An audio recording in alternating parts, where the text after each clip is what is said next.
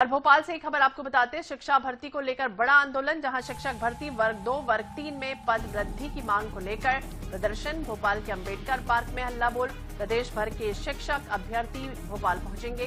पद बढ़ोतरी की मांग को लेकर पहले भी ये प्रदर्शन कर चुके हैं और अब चौथी बार ये प्रदर्शन इनका होना है। खाली पड़े 1 लाख पदों पर भर्ती की मांग, वहीं 50,000 के करीब चयनित अभ्यर्थियों को भर्ती का इंतजार। तो मध्य प्रदेश में काफी हलचल तेज है।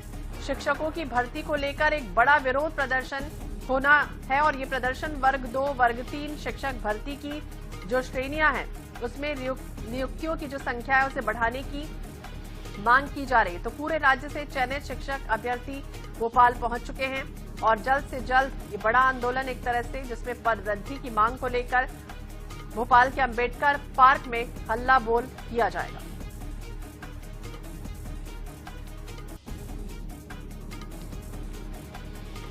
और इधर आरडीवीवी कुलगुरु नियुक्ति विवाद से जुड़ा पूरा मामला है। हाईकोर्ट ये पहुंचा है और अब सख्त है। जवाब न पेश करने पर 5,000 रुपए का जुर्माना लगा है। जवाब दाखिल नहीं करने पर कोर्ट की नाराजगी।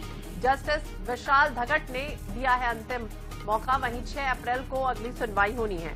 रानी दुर्गावती विश्वविद्यालय से जुड़ा ये पूरा मामला है। कुलगुरु की नियुक्ति को लेकर चल रहा जो कानूनी विवाद है अब वो और गहराता हुआ नजर आ रहा है। हालांकि इस मामले की सुनवाई के दौरान हाईकोर्ट ने राज्य सरकार के जो ढुलमुल रवैये हैं उसे लेकर सख्त टिप्पणी भी हाल ही में की थी, आपको याद होगा। जवाब प्रस्तुत करने के लिए अंतिम अवसर देते हुए 5,000 रुपए की जो कॉस्ट है वो लगाई गई है।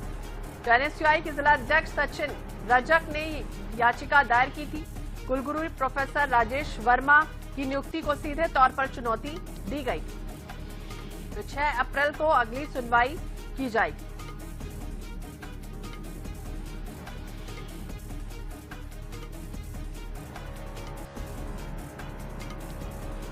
मध्य प्रदेश की राजधानी भोपाल में सोमवार को सीएम डॉक्टर मोहन यादव की अध्यक्षता में कैबिनेट की बैठक हुई, जिसमें कई अहम प्रस्तावों को मंजूरी मिली है। कौन कौन से ऐसे प्रस्ताव थे जिन्हें मंजूरी मिली है, आइए आपको दिखाते हैं इस रिपोर्ट के जरिए।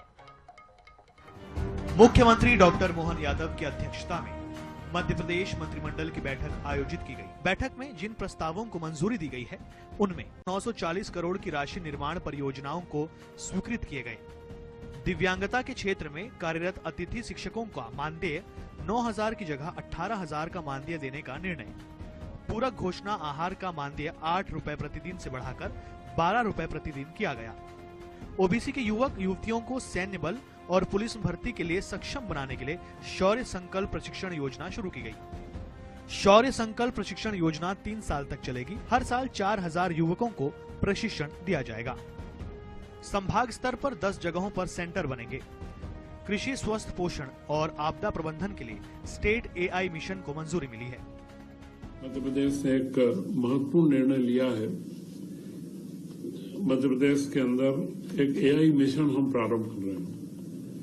एआई का उपयोग किन चीजों में हो और किसके अंदर हम प्राथमिक तौर पर आगे बढ़े, इसमें कृषि, स्वास्थ्य, पोषण एवं आपदा प्रबंधन में जोखिमों की पूर्व पहचान हम कैसे ले सके, इसके लिए एक स्टेट एआई मिशन प्रारंभ करने का निर्णय लिया गया और इसके माध्यम से हमें लगता है कि हम मध्य प्रदेश में डाटा का संकलन और उनके ऊपर एक प्रभावी नियंत्रण करने में हम सफल होंगे। बैठक के दौरान मुख्यमंत्री ने जयपुर में निवेशकों के साथ हुई बैठक की जानकारी मंत्री परिषद के सदस्यों में दी। मुख्यमंत्री ने बताया, कॉटन इंडस्ट्री के साथ 400 से अधिक प्रतिभागी इससे जुड़े थे। टेक्सटाइल, फूड प्रोसेसिंग और लॉजिस्टिक्स पर निवेशकों से चर्चा हुई। इसके अलावा 5,055 करोड़ के निवेश प्रस्ताव सरकार को मिले हैं। Bureau report, INH news, Bhopal. और इस बीच जबलपुर से एक खबर आपको बताते हैं, रेल पुलिस की ठगबाजों पर बड़ी कार्रवाई हुई है। ऑनलाइन ठगी करने वाले गिरोह का पर्दाफाश। लाखों की ठगी करने वाला आरोपी गाजियाबाद से गिरफ्तार किया गया है। यात्रियों के मोबाइल चोरी कर QR कोड स्कैन कर ये पैसे निकालता था। आरोपी मोबाइल के जरिए ऑनलाइन फ्रॉड करता था। तो वहीं मास्टरमाइंड की तलाश में रेल पुलिस जुटी हुई है। GRP थाना क्षेत्र का मामला बताया गया। ऑनलाइन ठगी करने वाले एक गिरोह का पर्दाफाश हुआ है। लाखों की ठगी करने वाला आरोपी गाजियाबाद से गिरफ्तार हुआ है। GRP थाना क्षेत्र से जुड़ा ये पूरा मामला बताया गया है, जब रेल पुलिस की ठगबाजों पर ये बड़ी कार्रवाई की गई। ऑनलाइन ठगी करने वाले गिरोह का पर्दाफाश, ये अहम खबर, जहां आरोपी गाजियाबाद से गिरफ्तार किया गया। और इधर जबलपुर से ही खबर, जहां ओला ई बाइक शोरूम में जमकर हंगामा हुआ। ओला ई बाइक के सर्विस से परेशान आमजन, वहीं पीड़ित वकीलों और लोगों ने शोरूम का घेराव कर तालाबंदी कर दी। आक्रोशित भीड़ ने एजेंसी के बाहर बैनर गेट में तोड़फोड़ मचाई। वहीं वरिष्ठ अधिवक्ता GS ठाकुर ने कंपनी के खिलाफ ज्ञापन सौंपा है। ओला ई बाइक बंद करने की मांग को लेकर विरोध बढ़ा, तो वहीं दमोह नाका स्थित एजेंसी से जुड़ा ये पूरा मामला है। ओला ई बाइक से जुड़ा पूरा मामला है, जहां बंद करने की मांग को लेकर विरोध प्रदर्शन करते हुए तालाबंदी कर दी गई शोरूम में। दमोह नाका स्थित एजेंसी है यहां पर, जहां प्रदर्शन एक तरह से किया गया। आमजन परेशान हो गए। आक्रोशित होने के बाद उन्होंने इस तरह से सर्विस से परेशान होकर घेराव किया, तालाबंदी कर दी। इधर भोपाल में मध्य प्रदेश में यानी कि 13 दिन बाद कमर्शियल सिलेंडर की सप्लाई शुरू हुई है। 50,000 hotel, restaurant, street food vendors को LPG विभाग ने आदेश जारी कर दिया है। प्राथमिकता के आधार पर आपूर्ति की जाएगी। शैक्षणिक संस्थाओं और स्वास्थ्य सेवाओं को प्राथमिकता पहले मिलेगी। तो ये अहम खबर आपको बता दें, जहां कमर्शियल गैस सिलेंडर की सप्लाई अभी फिलहाल रुकी गई थी और अब LPG सप्लाई हो रही है। रात होटल, रेस्टोरेंट समेत ढाबे, स्ट्रीट फूड वेंडर्स को गैस देने के आदेश जारी कर दिए गए हैं और आज से जो सप्लाई है वो शुरू हो रही है।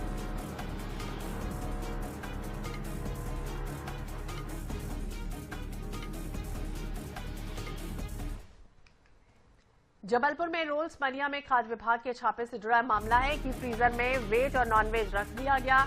रोल्स मैनिया का खाद्य पंजीयन सस्पेंड कर दिया गया है।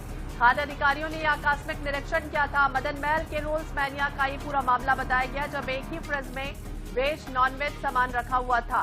किस तरह से ग्राहकों के साथ देखिए इंतजामी की गई थी। मदन महल के रोल्स मैनिया से जुड़ा पूरा मामला है और खाद्य विभाग यहां पर पहुंचती है, देखती है तो अलग ही नजारा जो है वो तस्वीरों में कैद होता है। एक ही फ्रीजर में वेज और नॉनवेज रखा गया था। ग्राहकों के साथ धोखाधड़ी किस तरह से की जा रही थी, उसका नतीजा ये फ्रिज में सामने आया। रोल्स मैनिया जहां खाद्य विभाग ने दबिश दी और अब छापा यहां पर पड़ा। सिवनी जिले के बरघाट में बंद का व्यापक असर दिखाई दिया, जहां व्यापारियों ने बंद का समर्थन किया। यहां बंद युवा विचार मंच के आह्वान पर बुलाया गया था। लोगों ने कहा कि सिवनी बालाघाट राष्ट्रीय राजमार्ग वर्षों से जर्जर और गड्ढों में तब्दील हो चुका है। खराब सड़क के कारण लगातार यहां दुर्घटनाएं बढ़ रही हैं, जिससे जनधन की हानि के साथ व्यापार और रोजगार प्रभावित हो रहा है। एम्बुलेंस सेवाएं समय पर मरीजों को अस्पताल नहीं पहुंचा पा रही। लोगों की मांग यह है कि जल्द से जल्द सड़क का निर्माण हो और निर्माण होने तक टोल वसूली रोकी जाए।